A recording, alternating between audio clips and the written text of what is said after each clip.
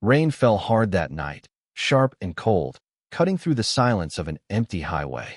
Martha Jenkins held the steering wheel tight, her knuckles white against the cracked leather. The wipers squeaked across the windshield, fighting the storm's fury. She should have stayed home. The doctor had warned her not to drive at night, not with her eyesight. But she had promised herself she would visit the old diner one last time before it shut down. The place where she and her late husband had shared coffee every Friday for 30 years. The radio hissed with static. The headlights struggled against the sheets of rain. Then, out of nowhere, a flash of chrome. A motorcycle lay tipped on the side of the road, its rear light blinking weakly.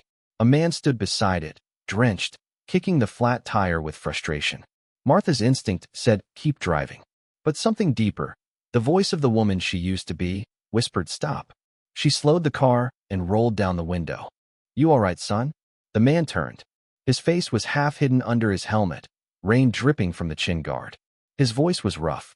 "Ran out of gas a few miles back. Tried to make it, but..." Martha's gaze moved to the dark road behind him. No gas stations for miles. She reached into her purse, her fingers brushing against an old photo of her husband. Then she pulled out her wallet. Inside, just $15. Enough for milk and bread tomorrow. She looked at the man again. Something about his eyes, restless, cornered, made her heart tremble. But she handed him the money anyway. "Go get your gas, son. You'll freeze out here." He hesitated. "Ma'am, I can't take that." "You can and you will," she said softly. "You remind me of someone." The man nodded, took the money, and muttered, "Thank you." His voice cracked on the last word. Then he turned and walked into the storm, his figure fading into the dark. Martha sat there a moment longer, her headlights slicing through the rain like a prayer.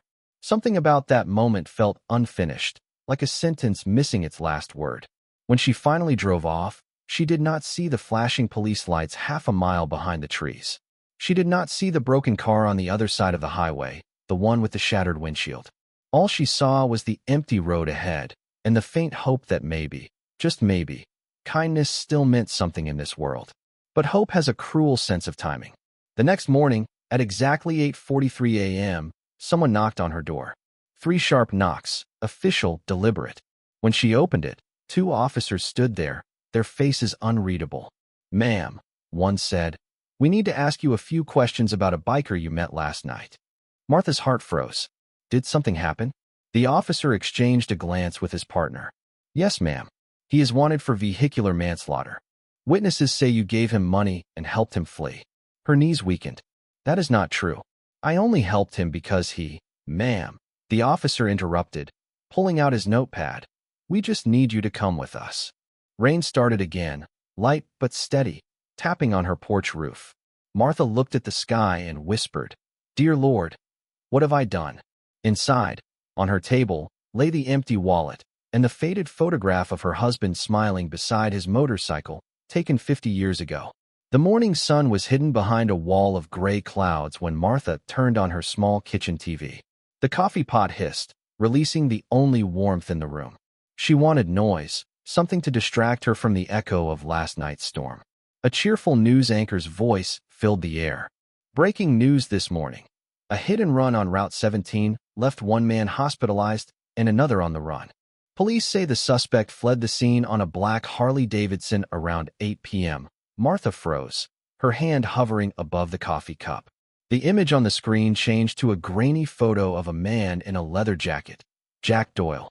The same man she had helped. The same man she had given her last $15. Her throat tightened.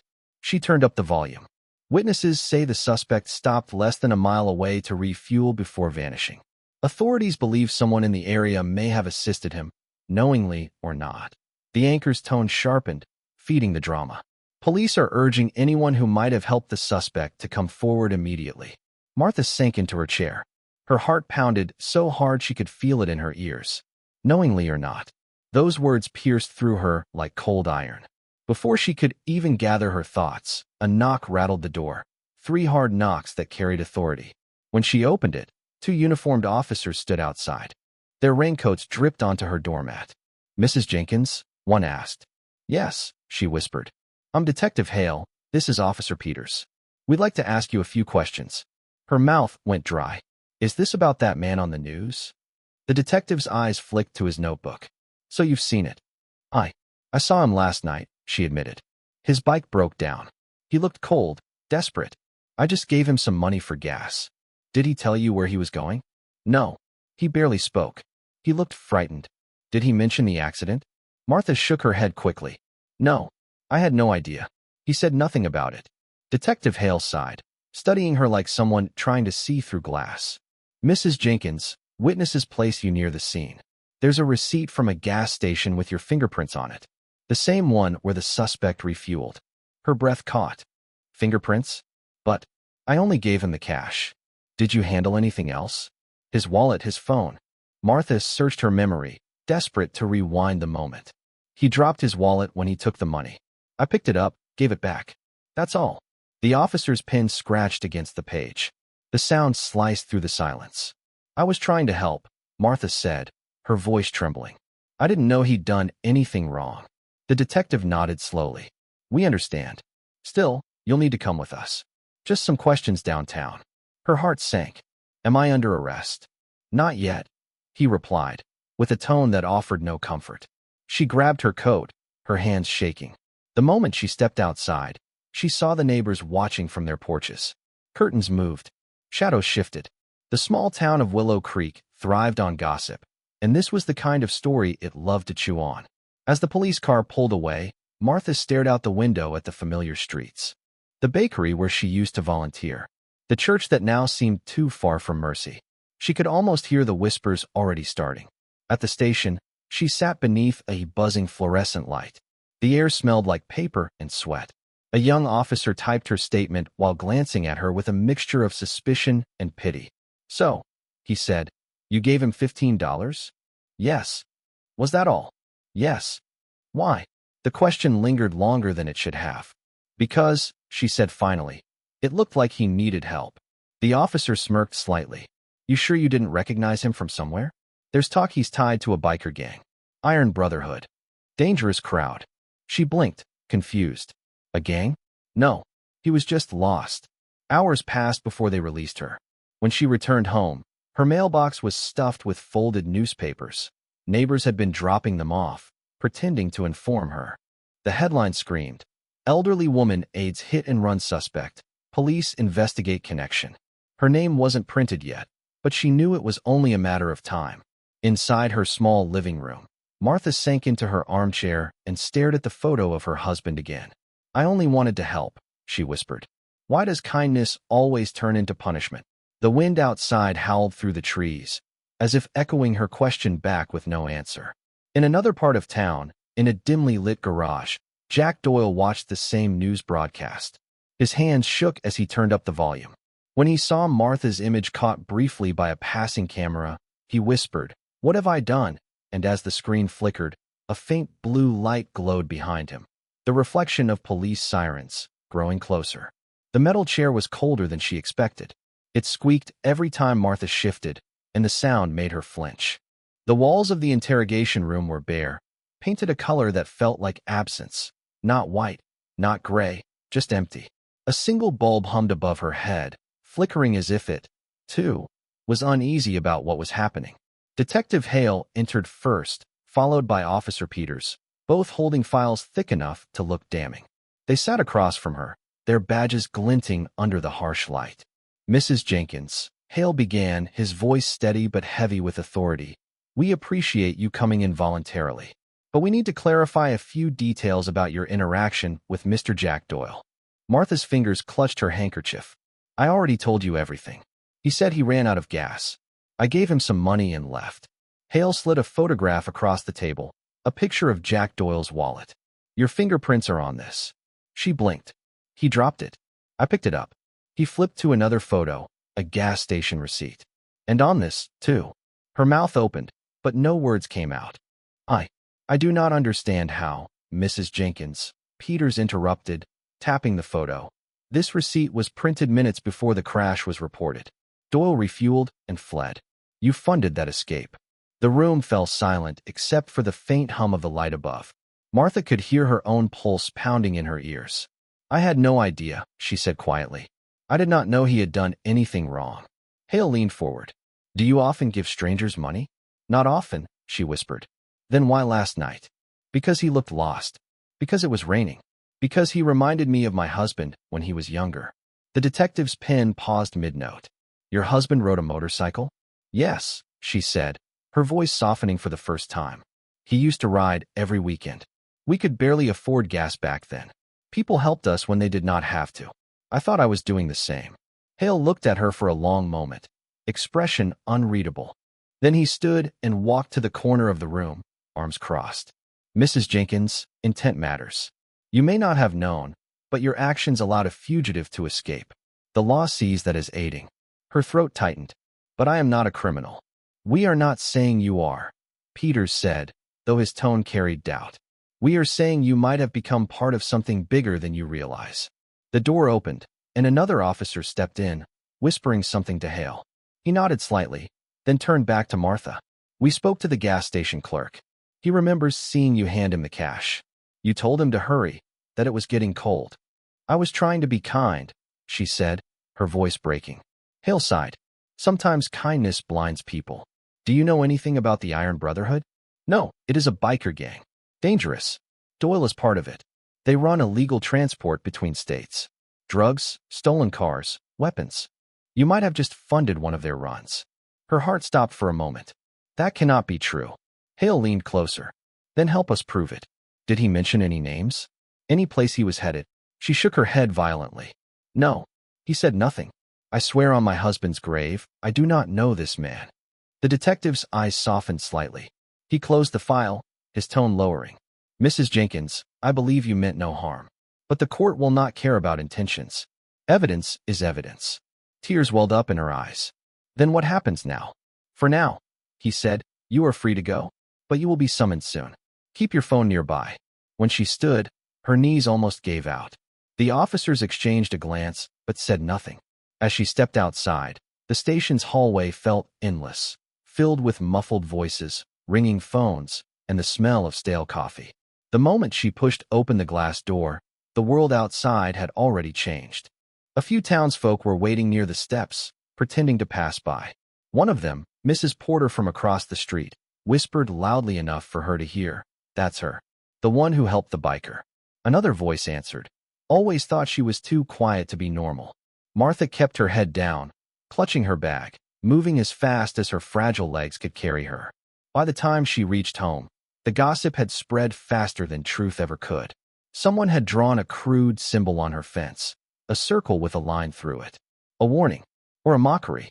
Her cat, Willow, meowed softly as she entered. She knelt beside it, her tears falling freely. They think I am one of them, Willow.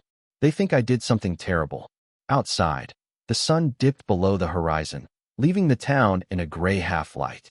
The same road where she had stopped for Jack Doyle stretched far into the distance, quiet, wet, and empty again. But in that silence, she felt the shift. Kindness had turned into suspicion, sympathy into accusation. And the little town that once sent her pies and flowers after her husband's funeral now watched her from behind curtains, waiting for the next headline. She whispered to herself, a good deed should not destroy a life. But even as she said it, Martha knew that in Willow Creek, it already had. The letter came folded with precision, like something meant to hurt neatly. Martha found it wedged under her front door early in the morning, pale light spilling across the envelope. Her name, written in cold black ink, stared back at her. Martha Jenkins, defendant. Her fingers hesitated before tearing it open. The paper crackled in her trembling hands. The words were sharp, legal, and final. You are hereby ordered to appear before the Superior Court on charges of aiding and abetting a criminal fugitive. The sentence hit harder than any storm. Her knees went weak. She sat down, the letter trembling in her lap. On the table beside her lay a half-eaten piece of toast and an old photo of her husband in his army jacket. His eyes seemed to look straight through her, as if asking how kindness had led her here. The phone rang. It was the legal office she had called for help 2 days earlier. The secretary's voice was flat. Mrs. Jenkins, we've assigned a public defender to your case. Her name is Sarah Lewis. She'll reach out shortly. A public defender. The phrase made Martha's chest tighten. She had always been proud of paying her way, even when times were hard. But her savings were gone. Most of it spent on the first attorney who promised help and delivered none. The rest had vanished in the name of processing fees. Now, she had nothing left but faith, and even that was thinning. When Sarah Lewis knocked that afternoon, Martha almost did not open the door. She expected another cold official, another person ready to speak at her instead of to her. But the woman standing outside surprised her. Sarah could not have been older than 28. Her suit looked borrowed, the sleeves a little too long. Her hair was tied back in a hurried bun, and her eyes carried both exhaustion and quiet determination. "Martha Jenkins?" she asked. Martha nodded. "I'm your attorney." She stepped inside, carrying a stack of files nearly as tall as her forearm. She looked around the small living room, the faded curtains, the neatly stacked books, the cat sleeping on the armchair. It was not the home of a criminal. It was the home of someone who still believed in decency. Sarah sat down at the kitchen table and pulled out her notepad. "I've reviewed the charges," she began. "They're claiming your assistance directly enabled the suspect's escape. The gas receipt and wallet prints are their main evidence." Martha folded her hands tightly. "I did not know he was running from anything. I swear to you." Sarah studied her face for a long moment. Then she set the pen down and said softly, "I believe you." The words landed like a small mercy. For the first time in days, Martha felt something inside her unclench. "Then how do we prove it?" she asked. Sarah leaned forward. "By showing intent, or the lack of it. They're building a story, not just a case. They want the town to see you as careless or complicit. I need to show them you are neither." Martha looked down at her wrinkled hands. "The town already believes the worst. My neighbors cross the street when they see me. The grocer won't look me in the eye. I spent my life helping people here, and now they whisper when I walk by." Sarah's tone softened. "They'll stop whispering when we win." Martha almost smiled. "You sound certain." "I have to," Sarah said. "It's my first felony case." That confession slipped out awkwardly, and Sarah's cheeks flushed with embarrassment. But Martha's reaction surprised her. Instead of doubt, she saw understanding. "We both have something to prove," Martha said gently. "You in that courtroom. Me to this town." Sarah nodded. "Then let's start." They spent hours going over every detail of that night. What Martha saw, what she heard, the way Jack Doyle spoke. Sarah asked questions that felt surgical. How far was the gas station? Did you notice the time? Did he touch anything inside your car? Martha tried to remember everything, her mind replaying the scene until her temples throbbed. "He thanked me," she said finally. But it sounded like guilt, not gratitude. Sarah wrote the line down, underlined it twice. "That matters. It means he knew you were innocent. We can work with that." When the sun began to set, Sarah packed up her files. She paused at the door, her hand on the knob.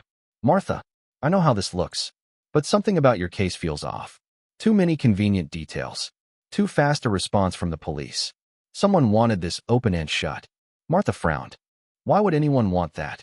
Sarah's eyes hardened. "Because someone higher up needs a scapegoat." For the first time in weeks, Martha felt a flicker of something unfamiliar, anger. Quiet, steady but real. When Sarah left, the house fell silent again. The clock ticked loudly, marking each second as if counting down to something inevitable. Martha stood by the window, watching her reflection in the glass.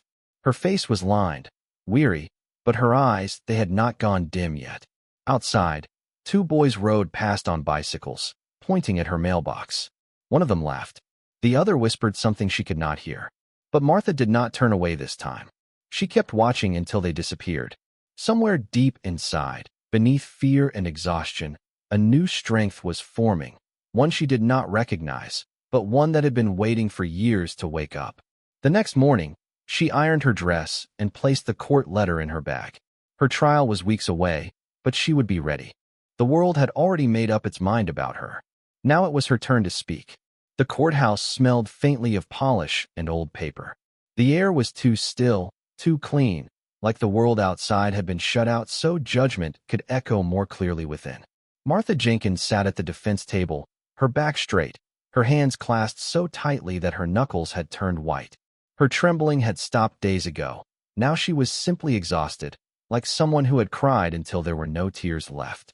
Sarah Lewis, seated beside her, flipped through her binder for the 5th time. The young lawyer's confidence from their meeting seemed to have cracked under the weight of the morning. The prosecution's table gleamed with confidence. 3 attorneys, all sharply dressed, whispering among themselves as if victory were already signed. When the bailiff called the court to order, the room rose. The judge entered, robes sweeping behind him, his face carved from years of indifference. "State versus Martha Jenkins," he announced, his voice carrying authority that silenced the whispers in the gallery. "Charges: aiding and abetting a criminal fugitive." "How does the defense plead?" Sarah stood. "Not guilty, Your Honor." Martha's name echoed through the courtroom, carried by 100 curious eyes. She could feel their stares prickling against her skin. Neighbors, reporters, strangers. Somewhere in the back row, she thought she saw a few familiar faces from Willow Creek. But they looked away when she tried to meet their eyes. The prosecutor, Mr. Raymond Cole, rose smoothly. He was tall, composed, and spoke with the kind of calm authority that made juries nod before he even finished his sentences. "Ladies and gentlemen," he began, "the evidence in this case is simple. Mrs. Jenkins knowingly provided material assistance to a suspect fleeing justice. She did not call the police. She did not alert anyone. She gave him cash that allowed him to refuel and escape." He paused, letting the silence hang. A crime of compassion, perhaps, but still a crime. A murmur rippled through the gallery. Sarah stood slowly. Her voice was soft, but steady. "My client is 72 years old. She lives alone. She acted out of kindness, not malice. She saw a man stranded in the rain, believed his story, and gave him the little money she had left. That is not aiding a criminal. That is being human." Cole's expression did not change. "Being human," he repeated. "Tell me, counselor, at what point does sympathy become negligence? When a hit-and-run suspect smiles? When he looks pitiful enough? Good intentions do not erase consequences." Sarah clenched her jaw. "Nor do assumptions erase innocence." The judge raised a hand. "Save the arguments for closing statements. Continue, Mr. Cole." Cole nodded. He called his first witness, the gas station clerk. The young man took the stand, avoiding Martha's gaze as he recounted the night. "Yeah, I saw her. Old lady, gray coat, trembling hands. Gave the biker some bills, told him to hurry before the storm got worse. He looked panicked. She didn't even ask why. Did she seem nervous?" Cole asked. "A little, like she knew something was wrong." Martha shook her head quietly. "That is not true," she wanted to say. But Sarah squeezed her arm, a silent reminder to stay quiet. Then came the detective. Hale took the stand, his tone detached. He presented the photographs, the wallet, the receipt, the fingerprints. Facts that made her look guilty no matter how innocent her heart had been. Cole ended with a simple, devastating line. "Compassion is admirable, but ignorance of a crime does not absolve one from it." When Sarah rose for cross-examination, she hesitated only briefly. "Detective Hale, in your report you noted that Mrs. Jenkins cooperated fully. She never tried to flee, never denied seeing the suspect. Correct?" "Yes." "And she voluntarily handed over her statement." "Yes." "Did you find any other link between her and Mr. Doyle? Phone calls, records, messages?" "No." Sarah turned to the jury. "So all we have is a woman who helped a stranger with no prior connection to him and no personal benefit. Does that sound like an accomplice or a victim of circumstance?" A few jurors shifted in their seats. One woman frowned thoughtfully. Sarah felt a flicker of hope. But Cole was not done. He rose again, smirking slightly. "You may step down, detective." Then, turning to the judge, he said, "Your Honor, the state requests to submit an image from a traffic camera near Route 17. The screen came alive, grainy footage showing Martha's car stopped beside the motorcycle. The timestamp matched the hour of the hit-and-run. Cole pointed. "There you have it. The defendant aiding the suspect moments after the crime. She may not have known the details, but she helped him vanish." The room fell silent. Martha felt the air drain from her chest. The image on the screen looked worse than reality. The camera angle caught her leaning out of her window, arm extended, frozen in a pose that could be read as guilt. Sarah stood quickly. "Your Honor, this proves nothing beyond what my client already admitted." She stopped to help. "It does not establish knowledge or intent." The judge nodded but said nothing. The rest of the hearing blurred together. Motions, objections, documents. To Martha, it all felt like waves hitting the same rock. No matter how strong the argument, the tide of suspicion kept rising. Then, during a pause in testimony, she felt it, a gaze from across the courtroom. Slow, heavy, familiar. She turned her head.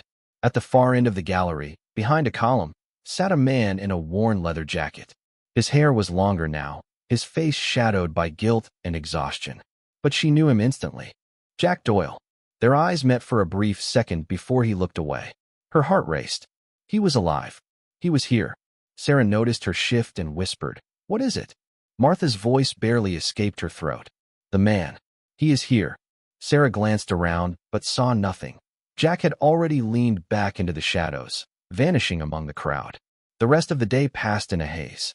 The prosecution rested, and the judge adjourned the hearing until next week. As the courtroom emptied, Martha remained seated, staring at the spot where she had seen him. Sarah packed her files quietly. "You did well," she said softly. "You stayed calm." Martha nodded absently. "He was here, Sarah?" "The biker. Jack Doyle." Sarah froze. "Are you sure?" "I saw his eyes," Martha said, her voice trembling. "He looked sorry." Sarah's jaw tightened. "Then he is watching you. And that means this story is not over." Martha stood slowly, her hands shaking again.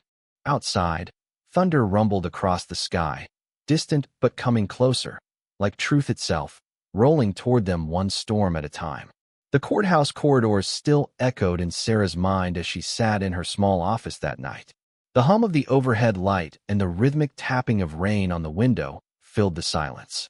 She had spent hours replaying the hearing in her head. The look on Martha's face when she saw the man in the back row, the quiet despair that followed, and the unwavering dignity that refused to crumble even when the evidence weighed against her. Sarah leaned back in her chair, exhausted. Most of her clients were angry, defensive, or indifferent. But Martha Jenkins, she was different. There was something beneath the surface, a calm that did not belong to guilt but to a person who had already survived worse storms. She opened the thin folder marked Jenkins, Martha L., and began reading the notes again. Birth date, 1951. Occupation, retired librarian. Widow. No children. No criminal record. No prior offenses. But at the back of the file, a single line caught her attention. Spouse, Robert Jenkins, deceased. Record attached. Attached was a yellow document, barely legible, stamped with the emblem of the State Corrections Department. The words wrongful incarceration appeal, denied, were printed across the top. Sarah's breath caught. Wrongful incarceration? She scanned the report quickly. Robert Jenkins had been convicted in 1985 for fraud involving town construction funds. The evidence had been weak. The conviction based largely on testimony from a councilman who later resigned amid bribery accusations. Robert had served 6 years before dying of a heart attack shortly after release. Sarah stared at the page in disbelief. "She lost him because of corruption," she whispered. The next morning, she drove to Martha's house again. The old woman answered the door in a faded blue cardigan, her eyes tired but welcoming. "You are up early," Martha said, stepping aside. "You must be working too hard." Sarah smiled faintly. "I could say the same about worrying." They sat at the kitchen table again. The same table where Sarah had first seen the worn photograph of Martha's husband. Now, it seemed more than a picture. It was a ghost that had been waiting to speak. "Martha," Sarah said carefully, "I read about your husband. I am sorry." Martha's eyes lowered. For a moment, she did not answer. Then she said quietly, "I suppose that was bound to come up." "You fought to clear his name," Sarah said. "I saw the appeals." "You filed them yourself." "I did," Martha said. "Every one." "The lawyers stopped answering my calls after the second year. So I learned the law as best I could. I copied documents, stayed up at the library after hours, read cases I barely understood. I believed that if I just kept pushing, someone would listen." "Did they?" "No," she said simply. "Not until it was too late." The silence between them felt heavy but alive. Sarah could sense there was more. "Martha, what really happened to him?" Martha folded her hands, her voice steady but distant, as if she were speaking through the years. "Robert was a foreman for the city's housing project. He refused to sign off on fake invoices. The council wanted to pocket the extra funds. When he refused, they turned on him. Suddenly, documents appeared with his signature. Witnesses lied, and no one cared to look deeper. He died with everyone believing he was a thief." Sarah felt anger rise inside her. "That is why you helped that biker, isn't it? You saw someone desperate and thought of your husband." Martha nodded. He looked cornered. I thought maybe I could do what no one did for Robert. Believe him when no one else would. Sarah exhaled slowly. Then this case is not about $15. It is about proving that kindness is not a crime. Martha's lips curved in a faint smile. Redemption, my dear. Not just for him, for me too. I have been carrying guilt for 30 years. I could not save Robert. Maybe helping that man was my way of trying to forgive myself. Sarah felt the truth sink deep into her chest. This was no longer a simple defense case. It was a mirror of injustice repeating itself, testing whether the world had learned anything in all those years. I want to see the files from your husband's case, Sarah said suddenly. They are in the attic, Martha replied. I never threw them away. An hour later, Sarah stood among old boxes and the faint smell of dust. The attic was cramped, filled with years of quiet battles. She found the folders, thick stacks of yellow paper bound with twine, old letters from lawyers, rejection notices, and a few newspaper clippings. One headline caught her eye: local official cleared of misuse allegations after key witness dies. The official's name was the same as the one on the new case's evidence list: Councilman Victor Cole. Her pulse quickened. Cole, she whispered. The prosecutor in your case is his son. Martha froze. Raymond Cole. Sarah nodded. Yes, he is the one leading this prosecution. This is not coincidence. Martha leaned against an old wooden beam for support. So it has come full circle. The same family that buried my husband now wants to bury me. Sarah's voice hardened. Then we will not let them. She packed the old documents carefully, placing them in her briefcase like evidence waiting to breathe again. Martha, if we can prove the conflict of interest between the prosecutor and your husband's case, we can question the state's integrity. Maybe even get this trial transferred. Martha's expression was calm, almost serene. Do what you must. I stopped fearing powerful men a long time ago. That night, Sarah stayed up reading every page of Robert Jenkins's files. The corruption was unmistakable: altered signatures, missing reports, statements rewritten in different handwriting. It all reeked of a cover-up. As dawn crept through her office window, she realized something else. Every lie from that old case echoed in this one. The same methods. The same pressure to find a convenient guilty party. She leaned back, rubbing her temples. They destroyed one innocent life, she murmured. They will not do it again. The next day, she called a journalist friend, someone who still owed her a favor from law school. She asked for a full background check on the Cole family, every public record, every financial tie. When she hung up, her phone buzzed with a text from an unknown number. You are digging where you should not. Leave the past buried. Sarah stared at the message, a chill running through her. Someone knew she had found the link. Someone who wanted the truth to stay dead. But as she looked at the old photograph of Martha and Robert on her desk, smiling, unaware of the years of injustice ahead, Sarah knew she could not stop. Because this was no longer just a defense. This was a reckoning. It was close to midnight when the knock came, not loud, but deliberate, 3 soft taps that made Sarah's head lift from her papers. She had fallen asleep at her desk again, surrounded by stacks of case files, old photographs, and the faint glow of her desk lamp. The knock came again. Sarah's apartment overlooked a quiet street, where nothing happened past 9 except the hum of streetlights and the occasional passing car. She hesitated, then walked to the door. No one was visible through the peephole, only an envelope lying on the floor, wrapped in brown paper and sealed with tape. Her name was written across the front in uneven letters. S. Lewis. Private. Her first thought was that it might be another threat. Ever since she had begun digging into the Cole family's history, her office phone had rung with silent calls, and her inbox had filled with vague warnings. But this package felt different, not hostile, but urgent. She locked the door behind her, carried it to the kitchen table, and cut it open carefully.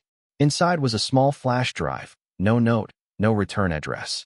Nothing but a sticker that read, in smeared ink, "You need to see what really happened." Her pulse quickened. She plugged the drive into her laptop.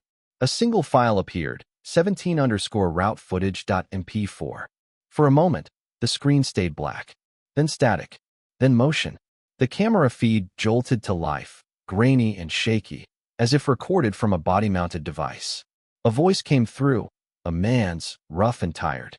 Battery low, just a few more miles. Sarah's stomach twisted. The timestamp matched the night of the hit and run. This was Jack Doyle's helmet cam. She turned up the volume, leaning forward.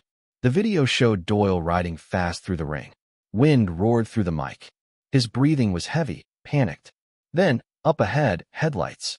He swerved hard. The image blurred, and then came the sound of metal hitting metal.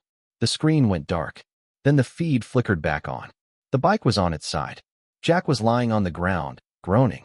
A figure appeared through the storm, small, frail, moving slowly. Sarah froze. It was Martha Jenkins. She knelt beside him, her gray coat soaked through, hands trembling as she tore a scarf from her neck and pressed it against a deep gash on his arm.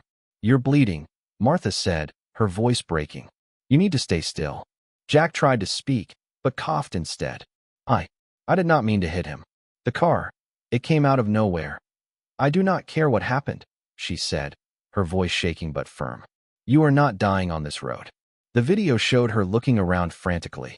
The rain poured harder, the sound deafening. She dragged him upright, half carrying, half pushing him toward the edge of the road. Her hands were shaking violently. When he tried to pull away, she snapped at him. "You keep still? You've lost too much blood already." Sarah's throat tightened. This was no act of assistance and escape. This was a woman saving a life. Martha tore a strip from her sleeve, tying it around his arm. She looked terrified, desperate, yet unwavering. Then she reached into her purse, her last $15, and placed the bills into his trembling hand. "Go," she whispered. "Get help. Do not waste this." Live. The video ended with Jack whispering, barely audible, "Thank you. I owe you my life." Then static again. Sarah sat frozen for nearly a minute. Every instinct in her body buzzed. This was proof, not just of innocence, but of integrity. Martha had not aided a criminal. She had saved a dying man. She grabbed her phone and called Martha immediately. It rang twice before the old woman answered, her voice faint with sleep. "Sarah? Is everything all right? Where did you say you found him that night?" "Near Route 17. "What?" Sarah's voice trembled. "Because I just saw the footage. Someone recorded everything. You did not help him escape. You helped him survive." There was a long silence on the line. Then Martha whispered, "So the truth was watching all along." Sarah exhaled shakily. "I do not know who sent it, but this changes everything. I will submit it to the court first thing tomorrow." "Be careful," Martha said softly.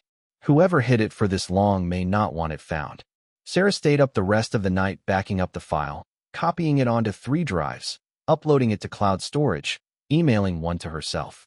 She had learned from her husband, a journalist, that truth was only safe when it existed in too many places to be erased. At dawn, she left for the courthouse. But halfway down the street, she noticed a black SUV parked across from her building. The windows were tinted. The engine idled. When she looked closer, the driver lifted a phone, taking a photo. Her heart pounded. She hurried back inside, shut the curtains, and called her friend at the DA's office. "I need to submit new evidence," she said quickly. "Helmet cam footage from the night of the crash." Her friend's tone changed instantly. "Sarah, slow down. Where did you get it?" "It was delivered anonymously." "Then do not bring it here yet," he warned. "If it is real, someone will try to suppress it before it reaches the record. Email it to me. I will check chain of custody first." Sarah hesitated, then did as he said. But deep down, she knew time was running out. The trial would resume in 2 days, and without that footage, Martha's case would remain a noose tightening slowly around her neck. She went to see Martha again that evening. The old woman listened quietly as Sarah explained what she had found. When the video finished playing on the laptop, Martha pressed a trembling hand over her mouth. Her eyes glistened. "I remember that night," she whispered. "He was barely conscious. I thought, she said softly. "I used to think God had stopped sending signs. Maybe I was wrong." Sarah smiled faintly. Maybe he just needed the right lawyer.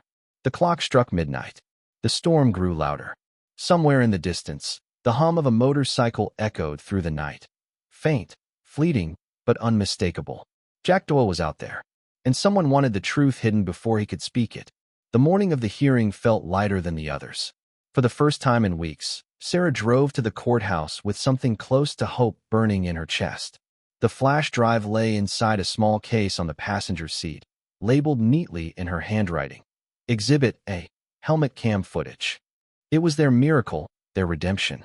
Martha sat beside her, quiet but composed, her thin hands folded neatly in her lap. It feels strange, she said softly, believing that people will finally see the truth.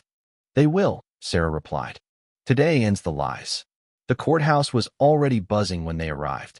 Reporters lined the steps, cameras flashing, microphones thrust forward. The town had turned the trial into its favorite form of theater. Every whisper of scandal fed the hunger for judgment.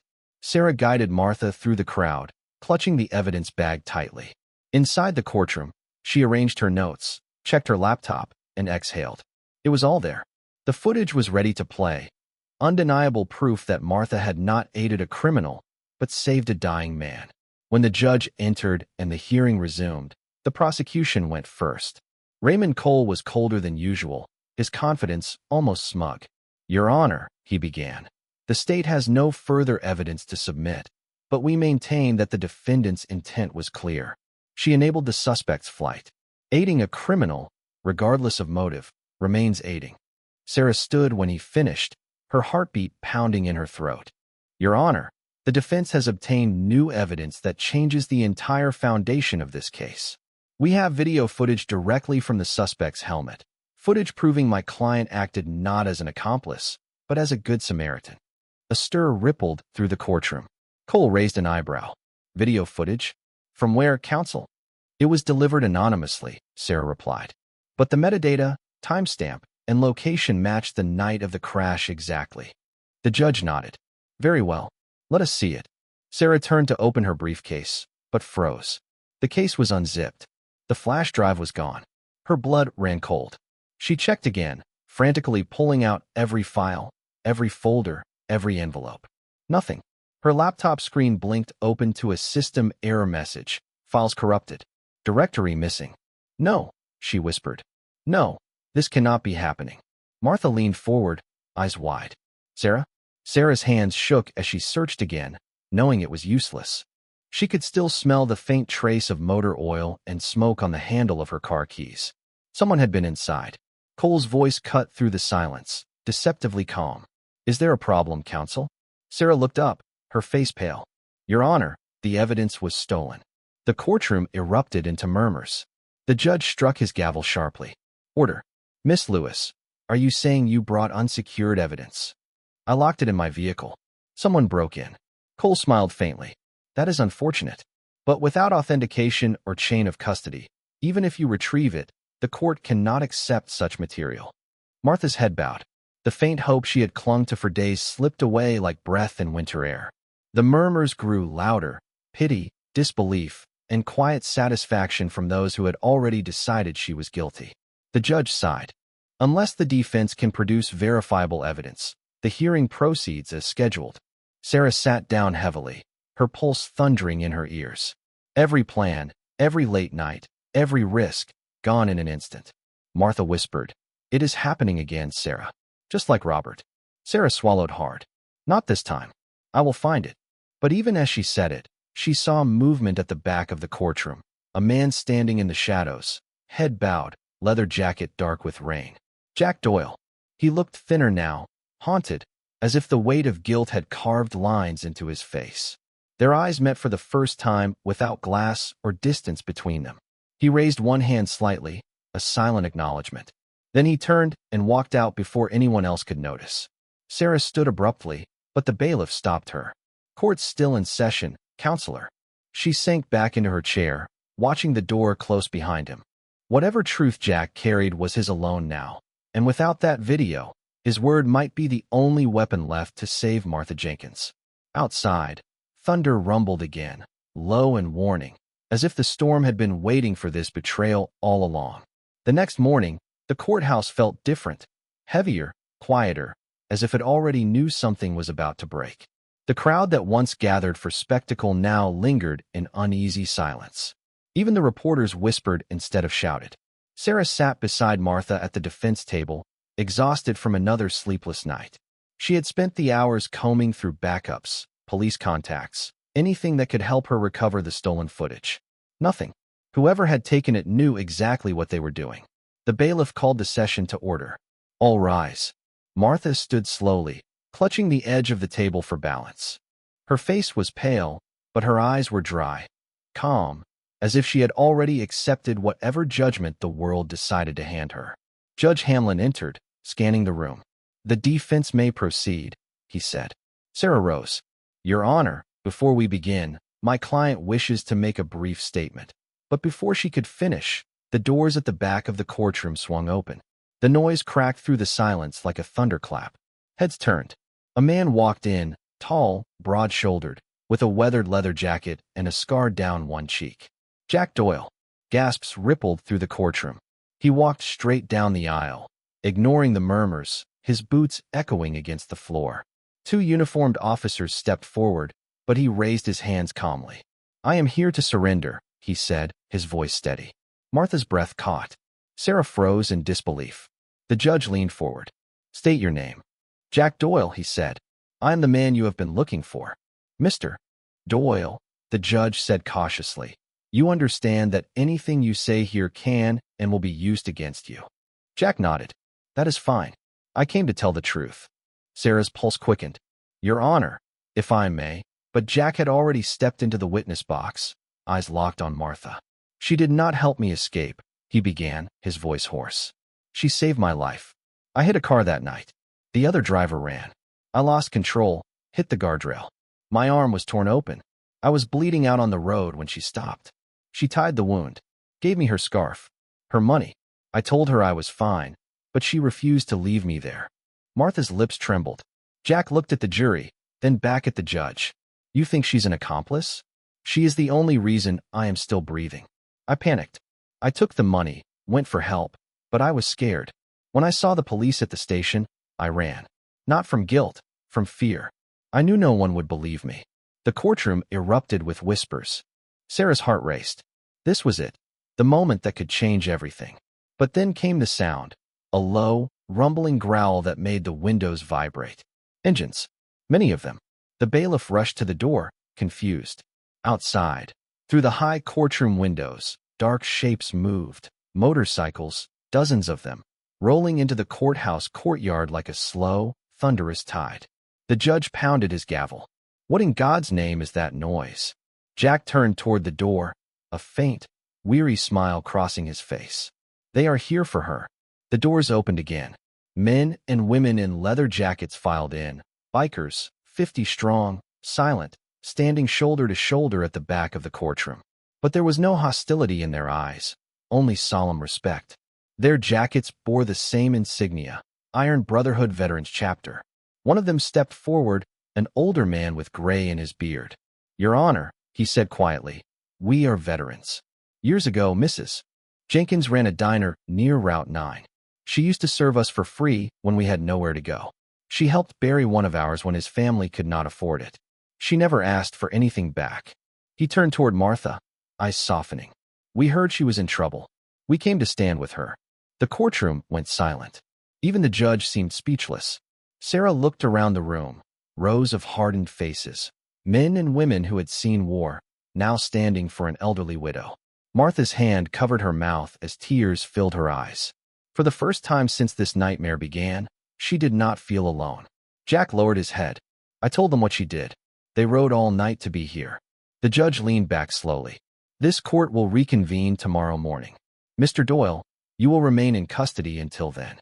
But I will say this," he paused, his tone softening. "It is rare to see loyalty like this anymore." The gavel struck. The bikers did not move. Not until Martha was escorted out did they part, creating a silent aisle for her to walk through. Their heads bowed, engines outside still rumbling softly, like a heartbeat. And as she stepped into the sunlight, Martha Jenkins finally felt the weight of kindness, not as a curse, but as a shield. The courthouse doors swung open, and sunlight poured over the marble steps. For a moment, no one moved. The air was thick with tension, the kind that hums just before thunder.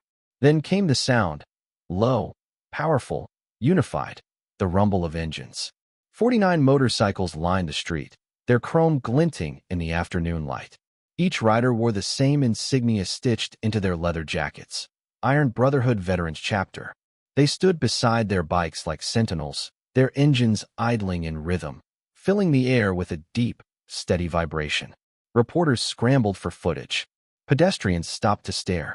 Inside the courthouse lobby, Even officers pressed against the glass, watching the unexpected gathering unfold. At the center of the steps stood Martha Jenkins, small and trembling, her coat fluttering in the wind. Sarah stayed beside her, shielding her from the cameras as the first rider stepped forward, Jack Doyle.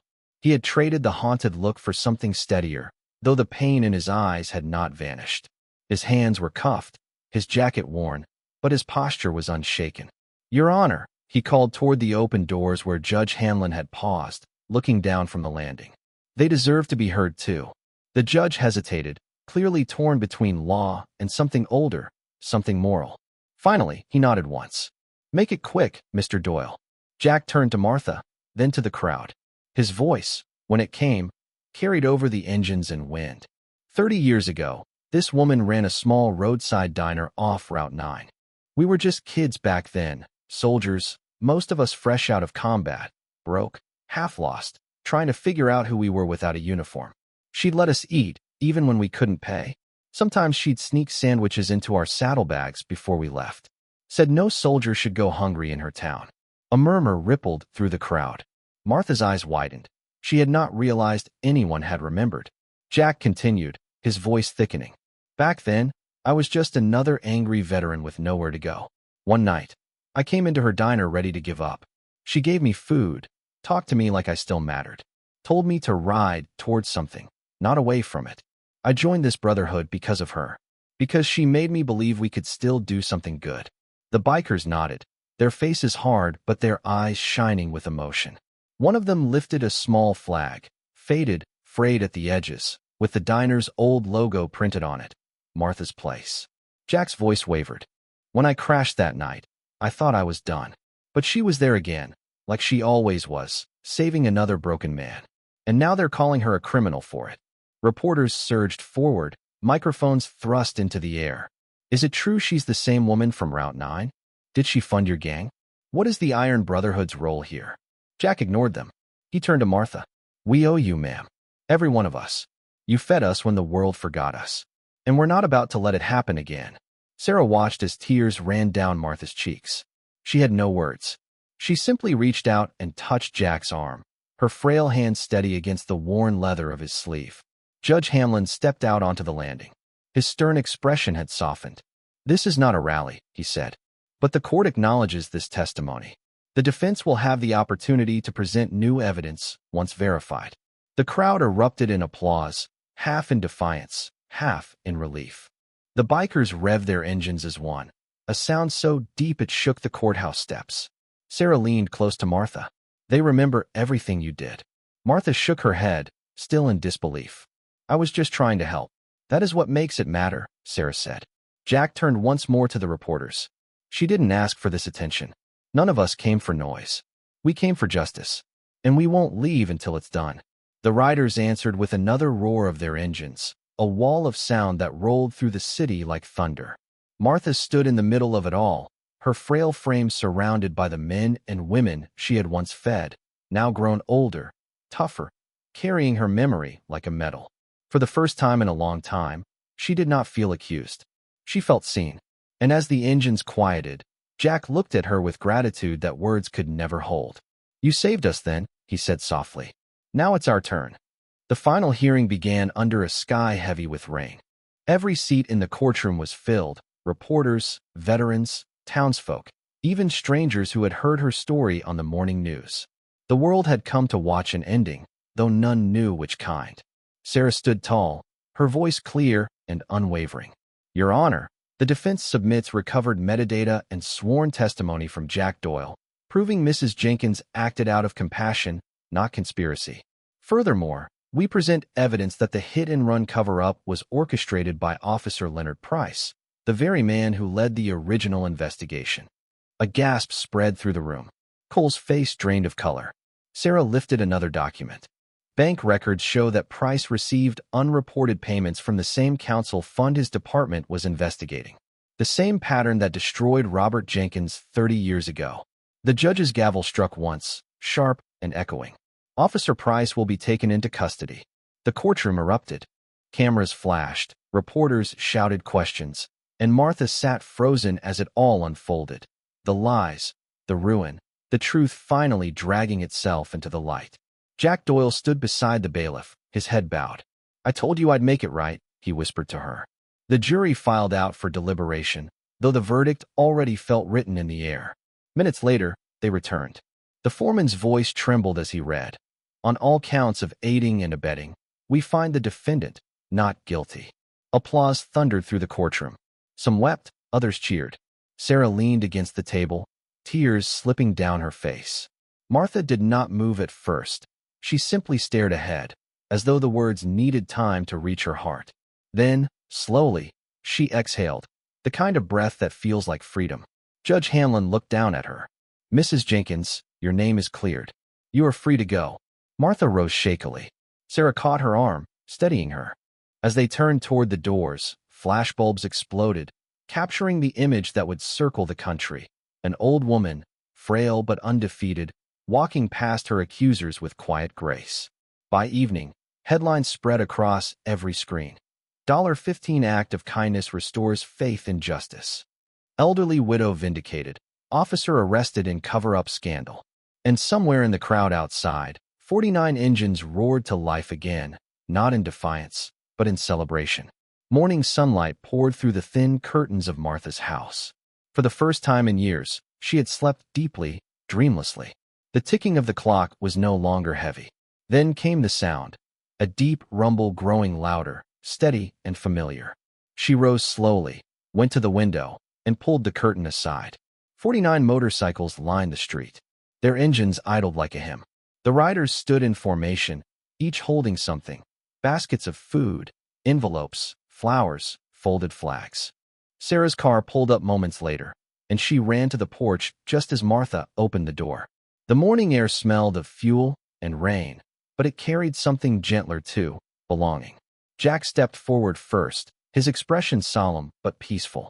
"We figured it's time to return what you gave us," he said. He handed her a basket filled with bread, fruit, and a diner napkin wrapped around a folded note. Martha opened it with shaking hands. Inside was a message, written in uneven ink. "You fed us once. We never forgot."